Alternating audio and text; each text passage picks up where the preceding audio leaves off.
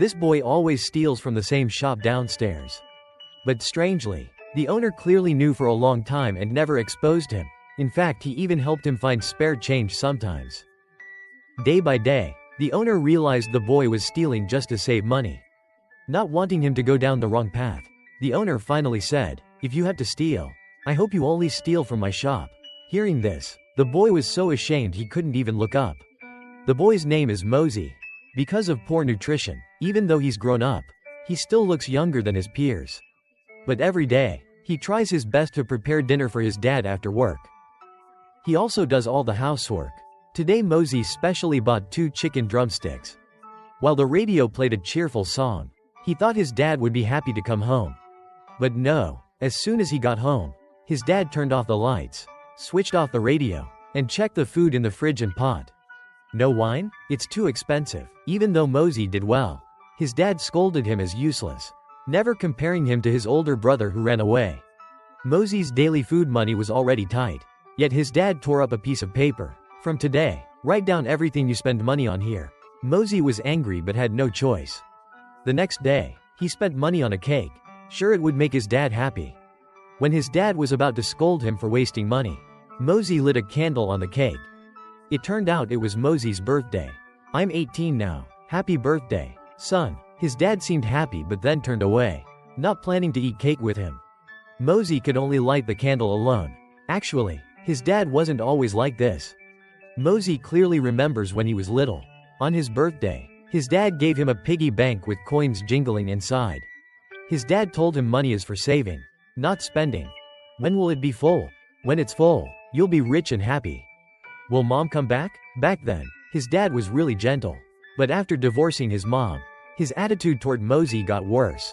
Being belittled and compared to his runaway brother became a daily routine for Mosey. This made Mosey very insecure and afraid to make friends. As a teenager, Mosey liked a girl next door but didn't know how to show it. So he poured a glass of cold water on the ground, hoping to catch her attention, but that didn't make her like him. Living on Green Street, Mosey's daily entertainment was watching the streetwalkers figure out how to attract customers. As puberty hit, Mosey wore his dad's shirt and hat, trying to look more mature. "Hey sexy girl. How much?" Finally, today Mosey broke open his piggy bank. He found Mr. Aben to exchange coins for bills, then mustered the courage to talk to one of the streetwalkers. "You look like a kid." "No, I'm not. I even know where you live." But she didn't pay any attention to him. Rejected, Mosey felt disappointed, but he didn't believe having money couldn't help him find true love, so he asked all along the street. But no one agreed. Luckily, Mosey finally completed his coming-of-age ceremony. "Next time, remember to bring me a gift." The streetwalker said just a few casual words, but when Mosey got home, without thinking much, he immediately gave her his favorite doll. But the money his dad gave him for food was extremely limited. No matter how frugal Mosey was, he couldn't save much, so he came up with the idea to steal. Mosey started swiping small things from Aben's shop. The money saved could be used to see the streetwalker again. Until today, when Aben caught him, Mosey was very embarrassed but hadn't said a word. Aben seemed prepared, handing Mosey a box of premium cat food. Its flavor could fool anyone, yet it was cheaper than canned meat. Aben also told Mosey not to eat bread every day and not to buy fresh bread. Old bread, just toasted in the oven, becomes soft and delicious like new. After drinking the tea, just dry it out and you can brew it again next time with the same flavor. As for expensive wine, some types can be diluted with water without losing their taste. Following Aben's way, Mosey placed the cat food box on the dining table. He was very worried, but luckily, even though his father sniffed it repeatedly, he still ate it without suspicion and even praised the taste. His father smiled, cut a piece, and told Mosey to taste it. Taking advantage of his father's distraction, Mosey quickly slipped into the bathroom. Soon after, his father had a stomachache, but Mosey still refused to open the door. "You did this on purpose." Mosey was scared yet thrilled, torn between love and resentment, and this was his only way to let it all out. Gradually, Mosey and Aben grew closer and closer. Aben often told Mosey stories about his homeland and King Quarren. Aben even gave Mosey a nickname, Momo. That day, the street was crowded, and everyone stopped because a celebrity was filming. Even Aben brought out a ladder to get a better view. Mosey squeezed into the crowd because the girl he liked was there too. They stood very close, but Mosey didn't dare say a word. The girls were both jealous and spiteful. She's nothing special. Just a streetwalker. That's what this movie's about. Maybe feeling inspired. Aben declared that if he were young again, he'd enter showbiz, become the biggest star, and date the most glamorous actresses. Unexpectedly, right after he spoke, the celebrity walked into the small shop to buy a bottle of water. Aben immediately showed respect. How much? 5 francs. Is water here so precious it costs as much as gold? There's no shortage of water here, miss. Just a shortage of big stars like you. Thank you. Aben's way of handling it stunned Mosey. He admired the little old man even more. Just a few words raised the price several times, and people happily paid. Maybe his father could do the same. After all, he had read piles of books in his room, just never showed it in front of Mosey. While Mosey was lost in thought, his father blurted out, "Your brother isn't like you. Why does Dad always think about him? Got nothing better to do? If you're bored, find a book and read. Your brother loves reading. You didn't clean the bathtub yesterday. Do you think your brother likes you?"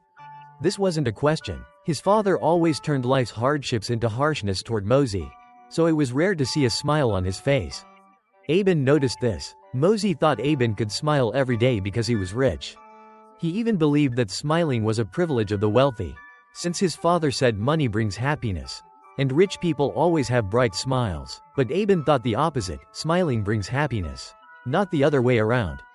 Encouraged by Aben, Mosey forced a stiff smile. Then Aben gave Mosey a box of pickled vegetables and premium meat. Mosey suddenly realized happiness was actually very simple. "Thank you, sir." The smile quickly worked its magic. One day, the teacher gave Mosey a math problem that he couldn't solve. Normally, he would have kept quiet and probably gotten a harsh scolding. But this time, Mosey decided to smile. Unexpectedly, the teacher's attitude changed just because of that small smile. Even the streetwalker who used to ignore Mosey accepted him for the first time, all because of an innocent smile. Mosey realized many things could bring unexpected surprises with just a smile. It seemed he had found the key to unlocking happiness. So when his father came home from work, Mosey smiled at him. But his father said, "That's not what I want. You're always doing stupid things. Look at me. Come here so I can see. Come closer. Open your mouth. Your teeth are so crooked. Your smile looks awful." Mosey immediately felt deeply ashamed. Why was it only his father who always hated him? With no one to share his pain, Mosey went to Aben's little shop again. Mosey thought all the fault was his. If he were like his brother, his father would like him. "How do you know that? Why did your brother run away from home? Could it be because he didn't like your father? Do you really think so?" "Yes. Otherwise why would he leave? I bet my brother definitely knows how to smile properly. Mom never taught me that. Do you know my brother?" "Yes, and I like you more. 100 times. When Mosey was at his lowest and most hopeless, it was Aben who kept encouraging him, giving him hope to carry on. Aben said Mosey had beautiful teeth, then proudly showed off his own gold teeth to him. Actually, Aben knew Mosey would go looking for prostitutes, so he warned him to stop, saying that fleeting pleasures could cost him love forever. To help Mosey relax, Aben took him to Paris for the weekend to unwind. The people here were different. They sang and danced, happiness shining clearly on everyone's faces. The bride held the baby's hand as they walked past the church. Everything felt perfect. The photographer even took a picture of the two of them together, smiling brightly like father and son. Mosey thought if he could live in Paris, life would definitely be exciting. Aben was strange though. He clearly had faith, but he didn't follow any religious rules. Aben said faith or religion was just another way of thinking. Mosey felt lost in a fog as he listened. So he started studying the scriptures, but they were full of deep, complex words. At this point, Mosey didn't realize that some things you have to experience yourself to understand, and fate never let him go. That day, his father came home looking very sad, making Mosey uneasy. "I lost my job, Mosey. I have to find a new one. Until then, we need to save money." He knew his father was old, and finding a job wouldn't be easy now. Mosey was curious how Aben always stayed so joyful. Aben started talking about the Quran again. Knowing Mosey's family situation, he didn't offer money but looked at Mosey's worn-out shoes and said he'd buy him a new pair. "But I don't have money. I'll pay. You only have one pair of feet, take good care of them. If your shoes hurt them, get a new pair. After all, you can't just swap out your feet, right?" Aben wasn't lying. The next day, he took Mosey to the shoe store. This scene was accidentally seen by the girl Mosey liked while she was out walking, holding the new shoes. Mosey was overjoyed. A new pair gave him a huge boost of courage. So instead of going with Aben, he chased after the girl's bus. He approached her with a smile, and she responded with surprise. When Mosey happily returned home, reality hit him with a harsh shock. On the table was a pile of cash and a farewell letter. "Son, I'm sorry. I've left. Since you were born, I never knew how to be a good father. Maybe one day when you're a man, and I'm not so ashamed, we'll meet again. I left the last of my savings and a list of contacts on the table. If you need help, they'll take care of you.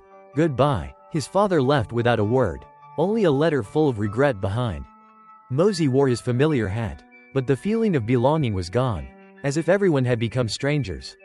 Mosey hated his father to his core but couldn't cry. His politeness was crushed by an icy numbness, like his heart was twisted by life, painful and helpless. The world seemed gray. Hearing a sound, he saw the girl dancing in the sunlight. Mosey walked toward her vaguely. She invited him to dance, and they just kept moving together. Mosey didn't know why he was dancing, maybe to get closer to her, or maybe to forget his sadness for a while. Aben didn't ask or say anything. He simply handed Mosey a brand new Quran that evening, as if telling him his life was just beginning. Mosey wasn't in the mood to read the book's theories because the girl downstairs had already captured his heart. To avoid being caught by her parents, they hid in a dark hallway to dance. Mosey couldn't hold back his urge to kiss her. "No. Why? Not yet. Give me one reason. My mom will kill me. I'll protect you." "Silly. When you bought these pants, your mom thought you were being promiscuous. You look great in them." "Really? It's not just the pants. Actually, I threw the water to get you to like me. You know?" "I know." Mosey never thought that during this bittersweet, sweet phase, he would find love. He asked the girl what she wanted, but she didn't say. Mosey said he wanted to meet her brother, but at the same time, he was afraid, because he was sure if that outstanding brother was here, the girl wouldn't even look at him. Just thinking about her being with someone else nearly drove Mosey crazy. The girl had never heard such a special confession before, so they shared a loving kiss by the Seine in Paris. After that, whenever they had free time, they held hands and savored the sweet fruit of love. Mosey told Aben he had fallen for a girl and stopped approaching prostitutes, but he still didn't understand the Quran. Knowing the girl liked records, Mosey sold some precious books from home to buy her the hottest, best-sounding albums. On the way to see her, even the wind seemed filled with sweetness. But when he got downstairs, he saw her kissing someone else, and the record in his hand suddenly felt like a shame. Angry, Mosey threw the record at her. Love and the record shattered on the ground. Mosey felt he would forever live in his brother's shadow. Even though his brother existed only in his father's words, there were still people like him who stole Mosey's love. "It's okay. The love you have for her is yours. It belongs to you. She can reject it, but she can't destroy it. That girl missed out on you. Whatever you gave, Mosey, will always be yours, and her missing out means she lost it forever." Aben was always wise, no matter the area of life. This made Mosey curious if Aben had a wife and why he had never met her. Aben only said his wife lived in the countryside and said no more. Mosey, sometimes not answering is an answer in itself. "I don't understand. We can't understand everything, but theories can't hold back a young heart like Mosey's." When they met again, Mosey couldn't help but pull the girl close. He wanted to know why she changed. If it was because of someone else, why are you with someone else? "I saw everything." "So what? I don't want to see you anymore."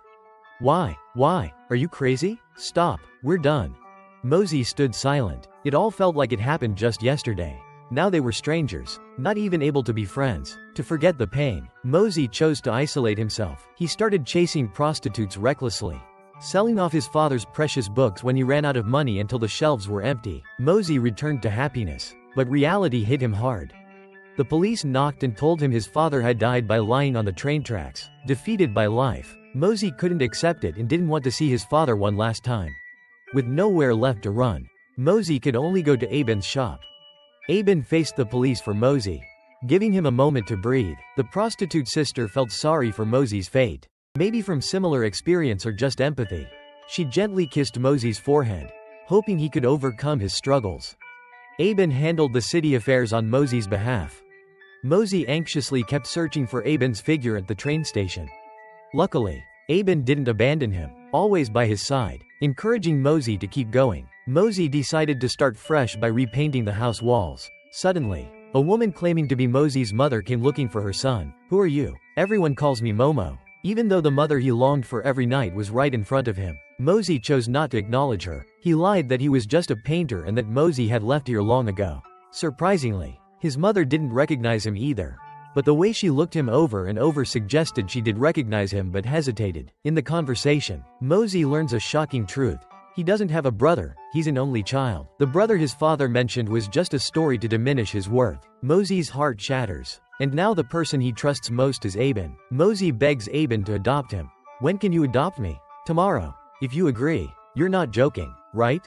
Not at all. Aben seems to have been waiting for this moment for a long time. He immediately agrees and says he'll take Mosey home to meet his wife. But due to differences in nationality and race, the adoption process is complicated. Aben is patient, and after some time, finally completes the adoption paperwork. To celebrate having a son and to return home in style, Aben splurges on a bright red convertible sports car.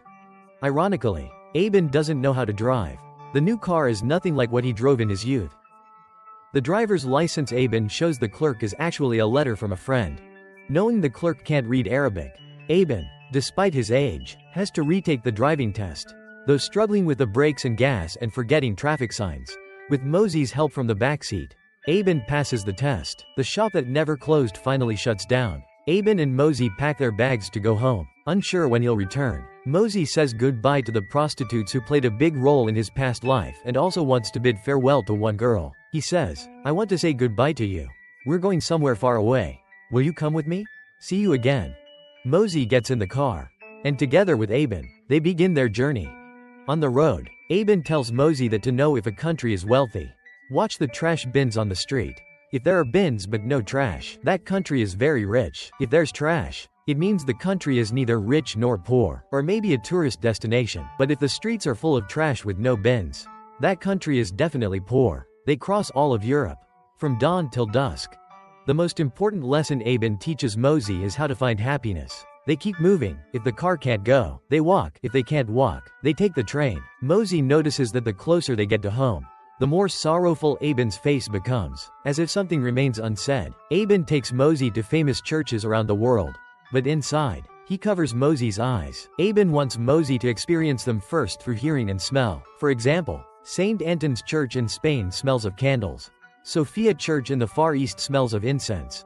And a mosque in Turkey smells of feet. Among them, the Arab whirling dance is the most special. They believe that by spinning, they can reach harmony with the heavens, shed worldly burdens, and draw closer to the divine. Next, Aben introduces Mosey to local customs and cultures. Each place is different because even neighboring countries have unique traits, leading to various religions and beliefs. These differences cause conflicts and sometimes even death. However, Aben always believes religion and faith are just different ways of thinking, not diseases or demons.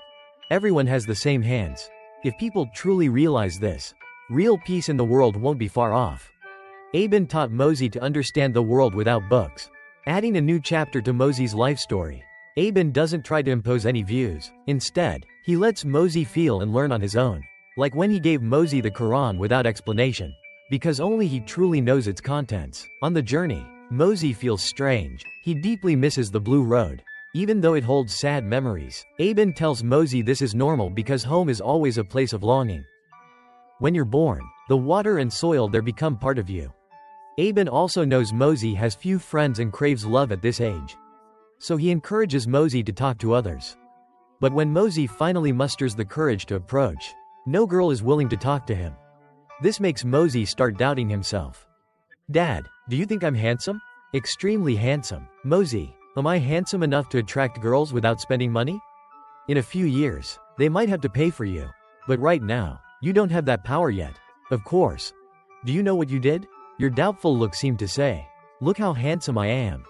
Doing that only makes them laugh at you. Your gaze should say, "I've never met anyone as beautiful as you before."